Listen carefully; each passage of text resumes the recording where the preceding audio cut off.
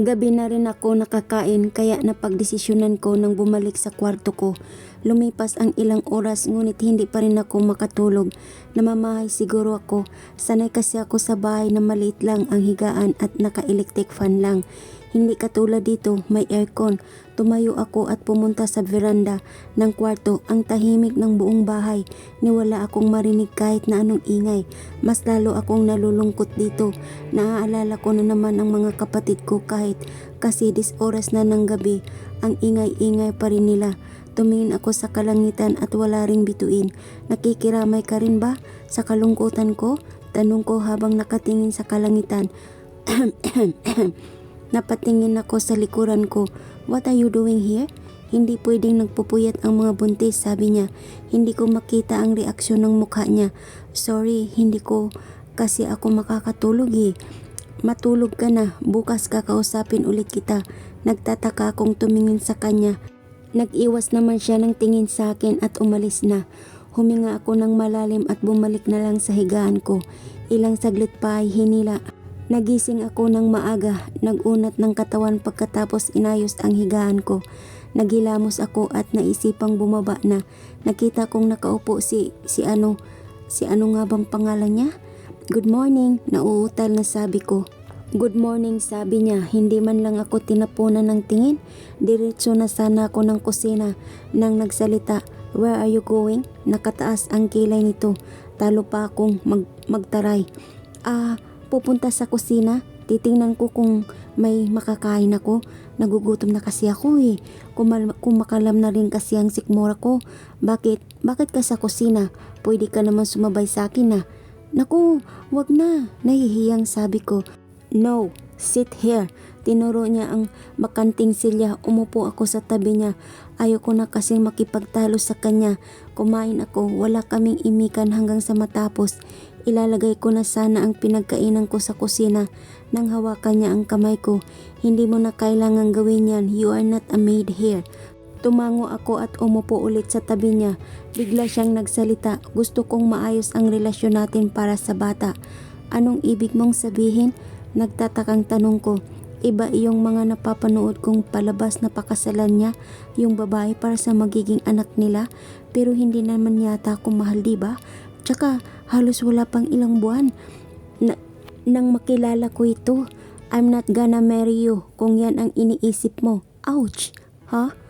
Ano ba kasi iniisip mo, Kathleen? Wala ka naman sa isang telenovela. Nasa realidad ka. Hello!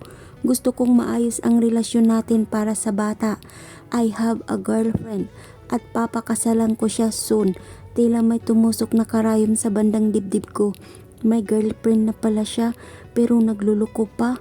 Tumango na lang ako. Ano bang magagawa ko kung mahal niya siguro ang girlfriend niya? Tsaka itong magiging relasyon namin, sigurado akong para lang sa bata. What is your name? Tanong niya. Kathleen D. ang pangalan ko. Kat for short. Tumango naman siya. Sus, alam ko namang alam niya ang pangalan ko eh. Ikaw, pwede ko bang malaman ang pangalan mo? I'm Ethan Blake Morkova. Isa siya sa pinakamayamang tao dito sa bansa. At his young age, may sarili na itong kumpanya. Kaya siguro lahat ng nagugustuhan niya, nakukuha niya. He is a playboy and also a bad boy na mukhang anghel na bumaba sa lupa. I have to go. Pagpapaalam niya, sige, mag-ingat ka, sabi ko na lang. Bumalik ako sa kwarto bago nakahinga ng malalim. Nag-isip-isip muna ako, ano bang mangyayari sa akin at sa magiging anak ko? Lalaki ba siyang walang buong pamilya na katulad ko? I am not gonna marry you kung yan ang iniisip mo. I have a girlfriend at pakakasalan ko siya soon. Tila nagpa-flashback sa utak ko ang sinasabi niya. Bakit parang gusto kong maiyak pag naalala ko ang mga katagang yun?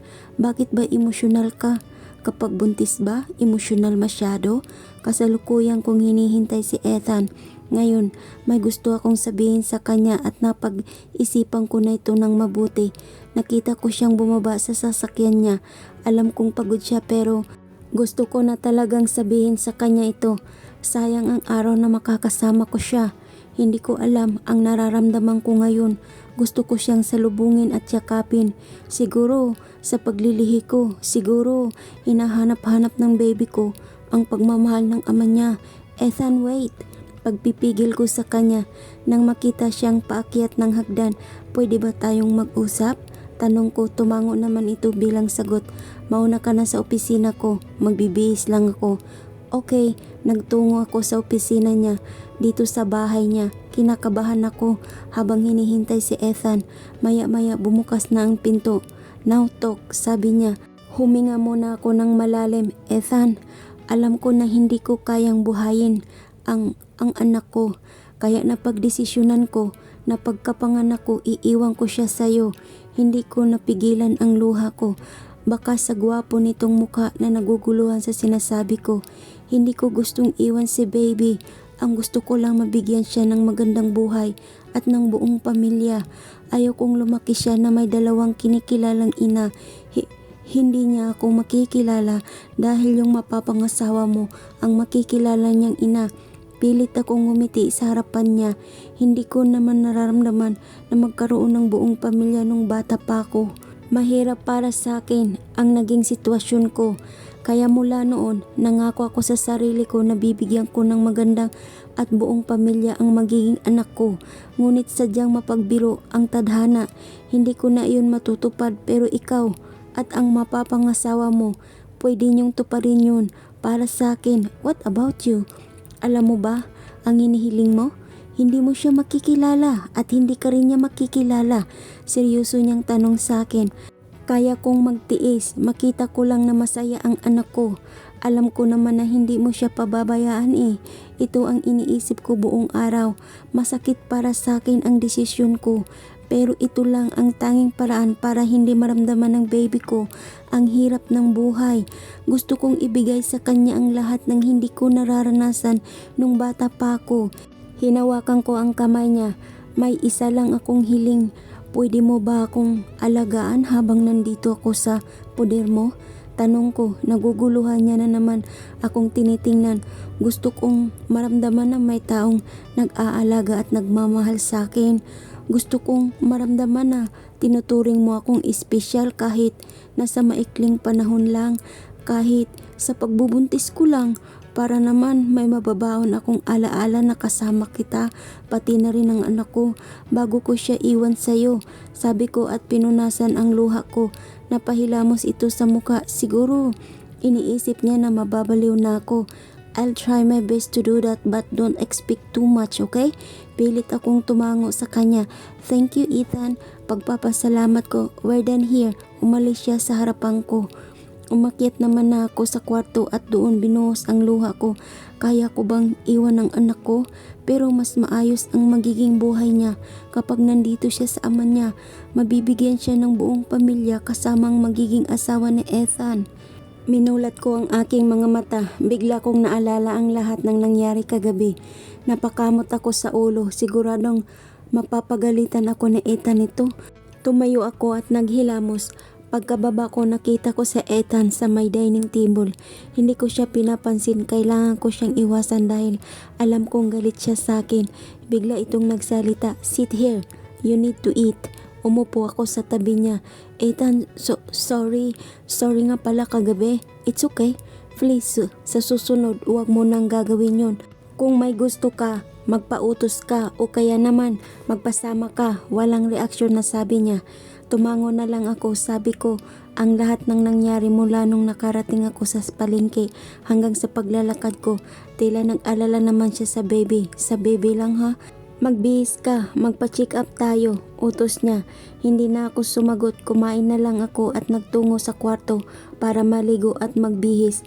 Pagbaba ko ng hagdan, nakita ko si Ethan na naghihintay sa akin. Tara na, napangiti pa ako nung pagyaya ko sa kanya. Tumango naman siya. Kumapit ako sa braso niya, tila natigilan naman siya sa ginagawa ko kaya ngumiti na lang ako.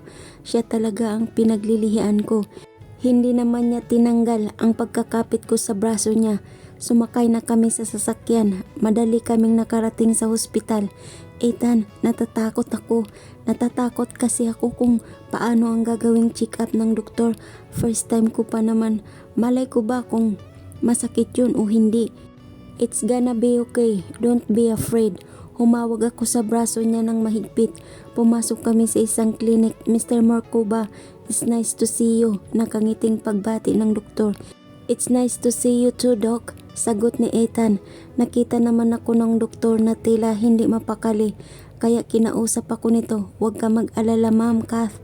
You're gonna be okay. Nginitian ko na lang si Doc. Come here, humiga ka dito. Tinuro niya ang maliit na kama dito sa clinic. Aalis na sana si Ethan nang hawakan ko ang kamay niya. Ethan, dito ka lang please. Napabuntong hininga naman ito. Doc, pwede ba ako dito? Tanong niya. Yes, Mr. Marcoba. Napangiting sagot ng doktora. Lumipat sa tabi ko si Ethan, sa kabila naman si Doc. Pag mga first time talaga, natatakot sila. Hindi naman ito masakit. Titingnan lang natin ang baby mo, okay? Tumango ako.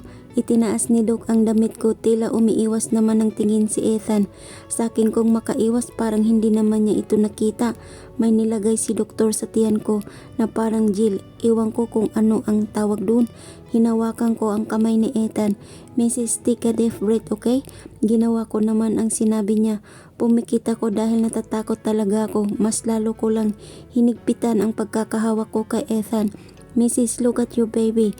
Dahan-dahan kong minulat ang mata ko at tumingin sa maliit na screen na nasa tabi ko. Tumulo ang luha ko nung makita ang baby ko. Napakaliit pa lamang nito. Hindi ko maipinta ang kasiyahan ko. Siguro ganito talaga ang nararamdaman ng isang ina pag nakita ang anak. First baby ko pa naman ito, kaya sobra saya ko. Tiningnan ko si Ethan and I was shocked when I saw him smiling for the first time. I'm sure masaya din ito dahil nakita niya ang munting anghel namin. Napansin niya siguro na nakatingin ako sa kanya, kaya nag-iwas ako ng tingin. Pupunasan ko na sana ang aking luha nang pigilan ni Ethan ang kamay ko at siya na mismo ang nagpunas ng luha ko gamit ang kanyang malambot na palad. Tears of joy? Tanong niya. Tumango naman ako. Oo, ang saya-saya ko. Nakita ko siya. Me too, sabi niya na ikinagulat ko pa nang humalik siya sa noo ko. Hindi ko maipinta ang kasiyahan ko ngayon. Sana tumagal pa ang pagiging mabait ni Ethan sa akin. Next week po, malalaman na natin kung ano ang gender ng baby niyo. Nakangiting sabi ng doktor. Thank you po, Doc. Pasasalamat ni Ethan. Wala pong anuman, Mr. Marcoba. Sagot ni Doc.